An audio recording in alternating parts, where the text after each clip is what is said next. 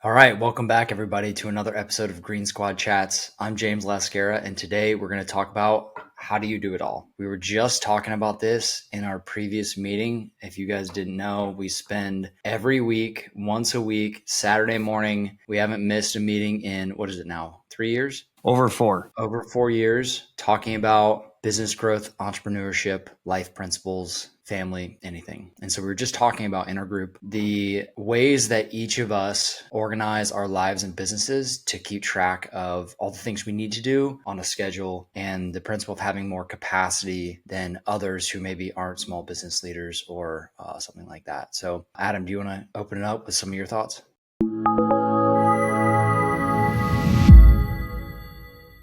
Yeah, this is the number one thing I get asked. How do you do it all? And I typically just say, I just do it. And I felt compelled recently to dive into that and give a little more openness to like what it actually looks like. Well, yes, I just do it. It doesn't look like the 5 or 10 step process that you might read on social media or the framework that's just a framework. It's not your actual every single day life. And, across being active duty, being involved in 6 or 7 different businesses with multiple partnerships, multiple team members, have family requirements, and people look at me and go, oh man, that's crazy. Like they see good. Even if I'm saying like something's not going well, they see the good, and that's great. Maybe they're inspired. I don't know. Maybe they're not, but it's messy. And I have fixed requirements in my life that are 8 to 4, 9 to 5 requirements. I have family requirements, and I'm leveraging and using resources like money and people and partnerships to be able to keep these things sustained. And for me personally, it's fitting things in the in-betweens. When I wake up in the morning, sometimes I'm up at 4 a.m. Sometimes I'm heavy on my physical fitness game. Sometimes it's completely absent from my life. Oftentimes I'm putting out fires or doing immediate need stuff in my businesses, might be sending an email, might be doing a KPI spreadsheet first thing in the morning. And then I got to get ready. I go to work. I don't have a phone at work. Maybe I have a meeting somewhere else. So I'm traveling and I got my phone back and I got 20 minutes to respond to things and help and contribute. And I also have requirements in all my partnerships and businesses. So like I also have to get my own stuff done. That is my contribution to that team. And I have a family and kids and sports events. And we have the same exact things that everybody else has in life that are, normal, what we would call ankle biters, to use a colloquialism, or things that just pop up that you got to get done, or maybe they're not the highest like I have all that too, and it doesn't look the same. There's no miracle day for me that looks 100% consistent, completely scheduled out. I use those principles, but it's never perfect. It's oftentimes a big mess. So it's so profound to consider this, Adam, because looking from the outside in to your life, your business, I have the experience of knowing you personally as a friend and the experience of knowing you from an investor. And if I was just somebody who didn't know you well intimately, like I know you as a friend, I'd be like, this guy is just all over. He doesn't miss. He's getting it all done. I guess have kind of an incorrect image of how that might feel. And the reason I bring that up is because when they inevitably get inspired by you to take the action and follow maybe in one of your investing strategy footsteps, they need to realize it's not going to feel like that. That's not real. That's a lie told to you by social media. Actually, I did a post the other day, I think it was yesterday, about business chores. People don't realize that in a small business, you're going to spend the majority of your time doing business chores. And business chores are the things that don't feel sexy. They don't feel fun. Oftentimes there are things you do not want to do, but you know they must be done for the business to grow, to sustain itself, to thrive. And that feels a certain way when you're actually in it. And it feels not as good as you think it might when you first start. Such a great point. It feels different when you're actually in it because your context, your life is unique and it's different than the book you just read about the perfect day or whatever. It's different than the post you read of somebody you love their content, you love the way they think, it resonates with you, and they lay out what they do, part of their morning routine or their daily routine or whatever. And then you try to copy and paste that and it works for a little bit. And then all of a sudden things start falling off. It doesn't work. Why? Because you are different than that person. You have a different life. You have different goals. You have a different blueprint. different. And so the exact steps that somebody else takes, the exact process that you, Adam, or you, James, or Tom, or Marty, or Travis follow might work for me in certain instances, but it's not going to work for me sustainably because I'm different. The context is different. We're unique. And so we can't copy and paste. We take principles, like I think Adam said. I like principles from some of those different things, and then I test it out. I'll plug and play it in my life. And if it doesn't work, I don't get all upset and bent out of shape about it because I know that, all right, that doesn't work for me, even though it works for somebody else. But it can't be done because I have this in my life, because all 7 people in our group have a level of success and it looks different for everybody, but we all have different lives. Like my family life, my wife is superhuman. Like there are a lot of things I don't have to do or don't do at home because she is literally superhuman. Like she does it at a different level than almost anybody I've ever seen on that front. And she does entrepreneur stuff and all this other stuff that's,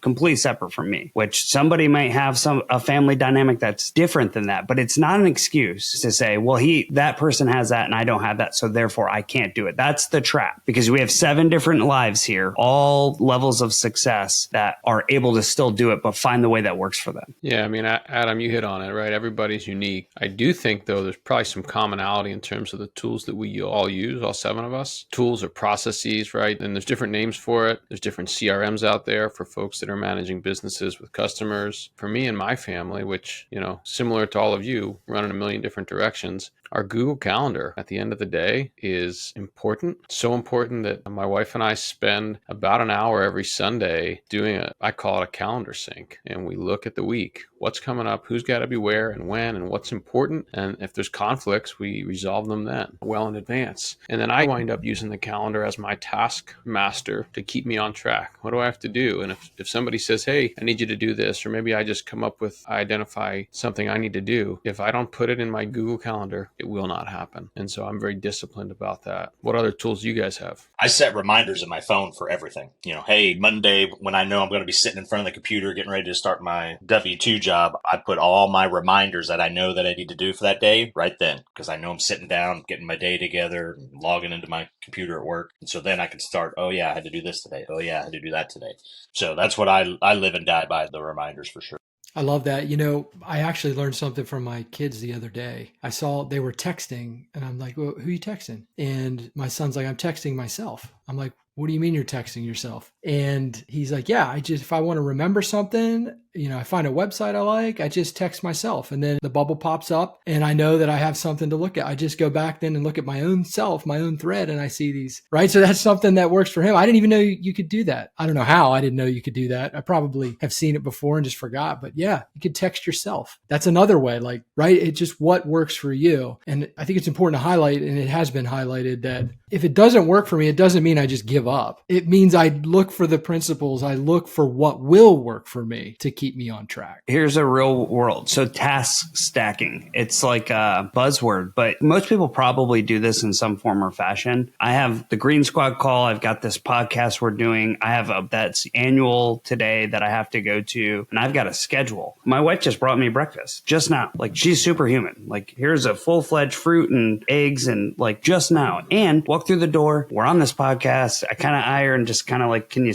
reach here? Don't say anything. Can you set it here? But like, she came in my office and I can't go like, oh, you're interrupting me. Like, she knows she's supporting me, and I could not get all the things done today and be prepared for this event tonight if like things like that didn't happen. Like, when would I eat? I don't know. I don't have to think about that because most of the time I have that support system in place. James isn't married, like he's got a totally different dynamic than me. I'll tell you, one of the other areas that I think I've seen people struggle, and I used to struggle, is just a realistic understanding of how long things are going to take. And I think it is so critically important, if you're going to try to spin a bunch of plates, juggle a bunch of balls, you need to understand how long things will take. And then you need to build in transition time and buffer time. And if you do not do that, your calendar will snowball and you will be massively behind on the things that you're trying to do. And it's hard to do. It's hard to get that understanding, to build in transition times. Maybe I'm taking taking my kids somewhere. Well, it's a 30-minute drive. It's going to take 15 minutes from the time I say we're leaving until we're actually in the car. And if I do not account for that, we're going to be 15 minutes late every time. So having that understanding, you don't have to like it. I don't have to be happy that it takes me 15 minutes to get my kids to put their shoes on and get in the car. It's a reality. And the sooner I accept it, the more likely I'll be on time and completing whatever it is I'm trying to complete. Tom, this principle messes me up nearly weekly. So it's safe to say I struggle with it. It's a hard one. Yeah. I struggle with it a lot. It's an entrepreneur trap, because problem with like having any level of success, which is also the huge benefit of it, is you believe you can do anything. And somebody says, hey, do you think you can get this done by tomorrow? Could be a 5-day task. You're like, yeah, of course I can get that done. At what cost? You're going to probably get it done, but there's going to be a cost to it. What other tools do people have? I mean, I've heard Adam talked about getting up at 4 a.m. I imagine by a show of nods, everybody's getting up at earlier than the average, right? Taking advantage of all the hours. I got something. So before this year, I was hardcore on waking up early. Like, if you're not waking up early, you're lazy. And I sort of realized that if I'm not getting good sleep, it actually degrades my performance more. And so when I'm doing my best work, I go to bed early and I wake up early. But if I'm getting to bed at 11, I think it's now worth it for me. This is just my opinion. I think it's now worth it for me to get the extra sleep and get at least 6 and not wake up at 4 a.m. And so that's something that I take into consideration. The other thing that I use too is simple belief. So I truly believe that I have more capacity than most other people because I have a higher level of determination, grit, and discipline. And a lot of other people, they're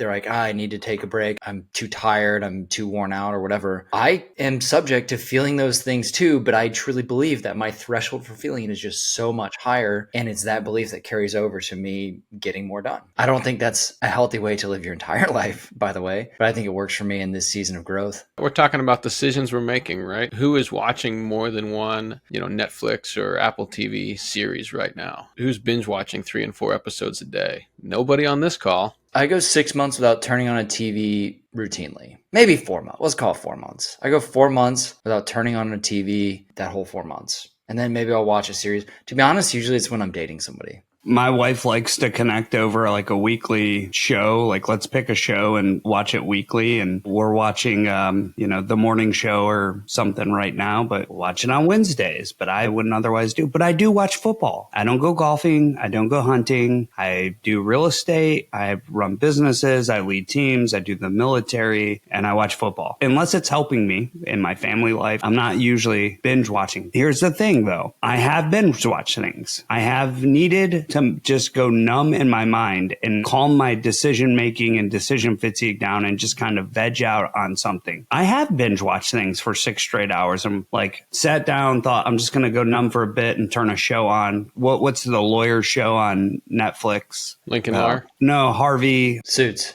Yeah, Suits. Like, I started to veg out on Suits, got 3 episodes in, and within 2 weeks, I think I'd watched all 8 seasons. But like, that's not something I do all the time. I did it. That's what it really looks like. That happens. Yeah, it's important, I think, to the listener and for all of our own sanity to understand that that's okay. Like, it just goes back to, you have to know you and your unique context in your life. And if you need to watch a TV show once a week, or then do it. It's when we default and then now that's all we do is watch TV all day long. Okay, well, now you're out of balance there, and something's got to give with that too, right? But don't beat yourself up because you like to watch football, or don't beat yourself up because you watch a Netflix series or something like that. There's room for that, but you have to know your own context in your own life and what's going to work for you to continue down the path to reach those goals that you want to reach. No, Brandon, you're right. My intro to this topic was probably too strong.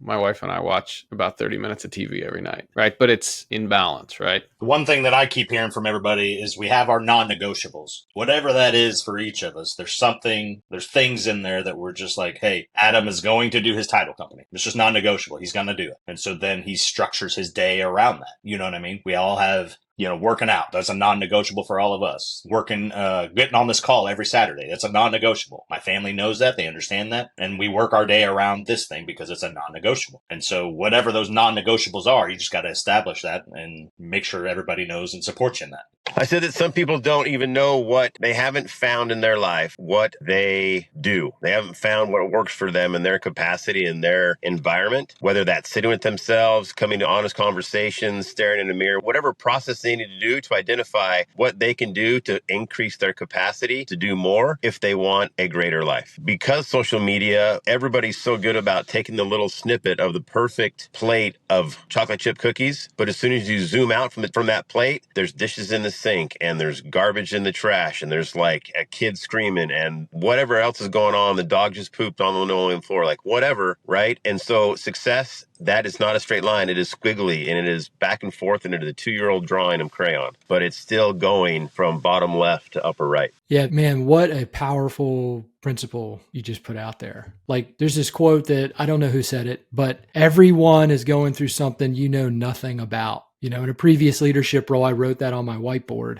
so that I could just remind myself, you know, when dealing with people on my team, recognize that they got something going on you know nothing about. And social media, we post content, you see it out there. Man, that looks awesome. Look how successful that person is. Look at the great things that person's doing. They have something going on you know nothing about, and we all have it. It's not perfect. It's just such a great principle. And what's so powerful about that is like you should feel like, oh yeah, I'm allowed to mess up. I'm allowed to have bad days because everybody's got bad days. Powerful principle. Well, I think that wraps it all up for this week's edition of Green Squad Chats. If you're new, make sure you like and subscribe and smash whatever button that you want to smash and tell your friends about how a bunch of dudes are sitting around talking it out. And we'll check you on the flip side. Thanks for listening.